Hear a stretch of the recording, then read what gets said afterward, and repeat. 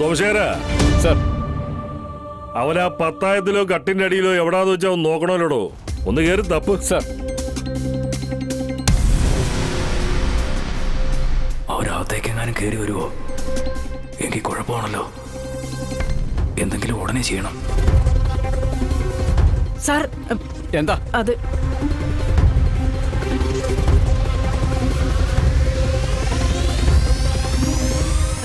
Sir, അവരിവിടെ ഇല്ല. ഇവളെ ഇവിടെ ആക്കിയിട്ട് എവിടേക്കോ പോയതാ. എവിടെയാന്ന് ഞങ്ങൾക്ക് ആർക്കും അറിയില്ല. ശരി, ഞാനങ്ങ് വിശ്വസിച്ചേക്കുവാ.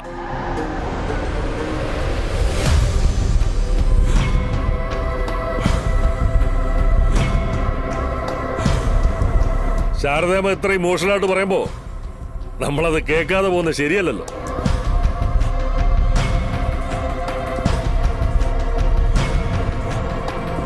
എനിക്ക് ആവശ്യമുള്ള ആളെ കിട്ടിയിട്ടുണ്ട്. ഇവനെ അകത്ത് കിടത്തി മറ്റവനെ സ്റ്റേഷനിൽ എത്തിക്കുന്ന പണി എനിക്ക് നന്നായിട്ട് അറിയാം ശാരദാമ്മേ.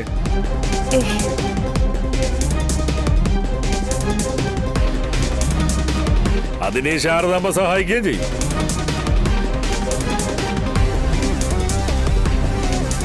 അവനിനി വന്നില്ലെങ്കിൽ തകർന്നതേ ഈ പുന്നാര മരുമകന്റെ ചങ്ക. പഞ്ചസാരനായി കുടിപ്പിക്കും ഞാൻ ഇവനെ കൊണ്ട്. എന്നിട്ട് പച്ചയ്ക്ക് കത്തിക്കും ഞാൻ. വലിച്ച് കേട്ടടോ അവനെ. സർ. സാർ, അത് പിടിച്ച് കേട്ടോ. നടക്കണ കേറും. അടങ്ങിക്കണ അവിടെ.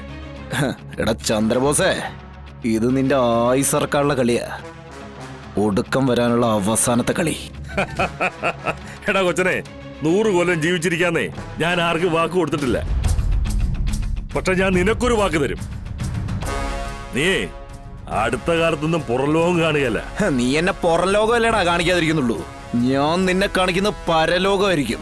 എടുത്ത് കേട്ടോ അവനെ, അവന്റെ പരലോകം. ഇങ്ങോട്ട് വാടാ.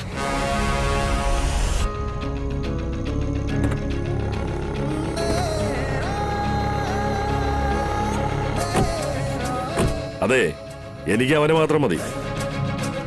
ഇവിടെ തൽക്കാലം താൻ തന്റെ വീട്ടിലേക്ക് കൊണ്ടുപോയിക്കോ. വാടി ഇവിടെ. ഞാൻ വരില്ല. എടി, അവിടെ നിൽക്കാനാ പറഞ്ഞേ. ശാരദാമ്മ എന്നെ വിട്ടു കൊടുക്കല്ലേ ശാരദാമ്മ. ഡി, എങ്ങോട്ടാടി നീ പോന്നേ? വാടി ഇവിടെ. വരാനല്ലേ പറഞ്ഞേ. ശാരദാമ്മ എന്നെ വിട്ടു കൊടുക്കില്ലെന്ന് പറ ശാരദാമ്മ. മിണ്ടിപ്പോവരുത് നീ. വാടി ഇവിടെ. അതെ, ഇവളെ അനൂപ് നിയമപരമായിട്ട് രജിസ്റ്റർ വിവാഹം കഴിച്ചതാ. രജിസ്റ്റർ ഓഫീസിൽ വെച്ചൊന്ന് ഒപ്പിട്ടെന്നല്ലേ ഉള്ളൂ. ആ ഒപ്പ് മായ്ക്കാനുള്ളതൊക്കെ ഞങ്ങളുടെ കയ്യിലുണ്ട്.